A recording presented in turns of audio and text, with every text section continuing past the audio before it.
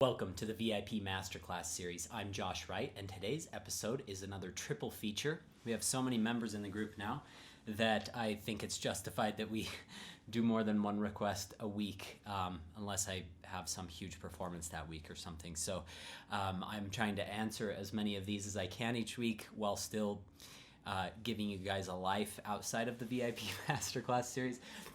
Today's episode is requested by Lisa, Roger, and Sammy. So let's start with Lisa's request, and I'm going to read her email. I'll read everybody's emails here. She said, "Dear Josh, thank you so much for all of your videos, especially the VIP Masterclass series. I'm from Melbourne in Australia. I started playing the piano when I was 9 years old and then stopped to focus on my school studies when I was 16. After a very long break, I started learning the piano again nearly 2 years ago. I'm currently working on the second movement from Beethoven's Pathetique, Prokofiev's Soir, number 11 from his Opus 65, and Chopin's Prelude, Opus 28, number 15. I have a request about the Chopin Prelude because I'm struggling with bars 62 to 63 and 69 to 70, and I will play these in just a moment and along with these tips. Specifically, I find that I have difficulty making the melody line, the D sharps and E's, sound clearly. When I play, no matter how hard I try, I find that I play too heavily on the second top notes in the chords so that the melody is lost and you hear C sharp, B sharp, D sharp, C sharp, C sharp, B sharp, instead of D sharp, D sharp, E, E, D sharp, D sharp. I hope this makes sense. Could you please give me some advice on how to increase the volume of the top notes relative to their neighbors?" And I was thinking, I have a lot of videos, both in the VIP series as well as on my YouTube channel, Lisa, that deal with voicing. So I tried to come up with a creative new way that addresses this specific issue. And I think I have something that I use for accuracy purposes a lot of times. But I think it will help a lot with voicing. So I first taught this to a guy named Jafar, who lives in France, on the Chopin Revolutionary Etude many years ago.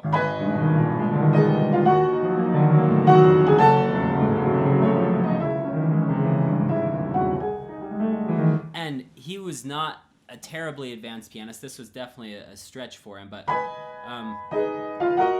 getting those chords fast, and this could be true of anything like Chopin Grand Polonaise or even Rock 3. You know, those are kind of the epitome examples of difficulty in my life that I've played. I know there's lots of other places in Brahms, Prokofiev that have crazy jumping chords. But what I told Jafar was, I said, play just the tops, and then just play the bottoms, and then just play the middle note, the top middle note, and then the bottom middle note. Now go through and play just the tops, and just if there's a 4-note chord, if you think 1, 2, 3, 4, just play 4 and 3, and then 3 and 2, and then 2 and 1, and then 1 and 3, and then 1 and 4. So you go through every single combo. So this is the place Lisa was asking about. I'll play 2 bars before where she...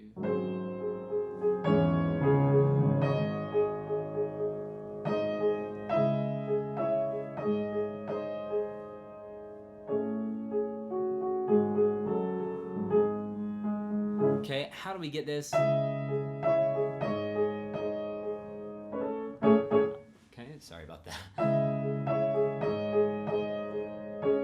Okay, how do we get those to come out? And I want to apply that same concept I used for accuracy to get into those fast chords quickly to do voicing. Okay, so we'll just start with just the tops, and then just, and you know what? Let's take the little offbeats as well.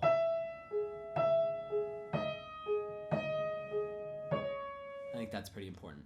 Okay, and then let's take just the middle.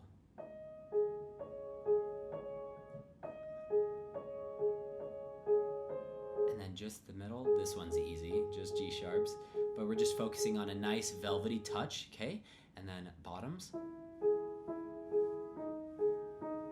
Okay, and then... Okay, and then let's go ahead and do every one of these in the middle first. And then let's do all three, or this one. And then all three.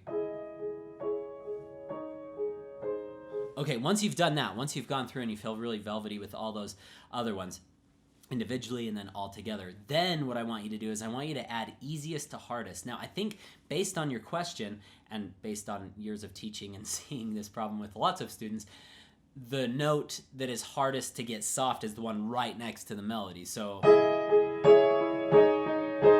rather than, sounds like a completely different passage if you don't voice it well. So what I would do is I'd start with the easy ones. So I'd start with just the octave.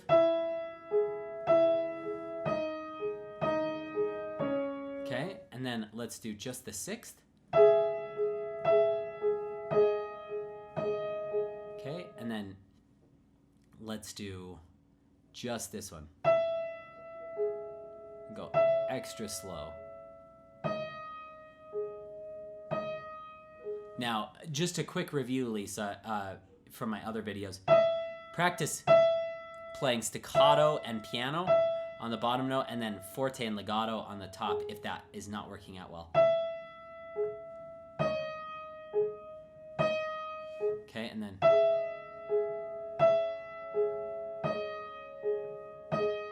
Okay, and then. And then. And you could go through and you could do.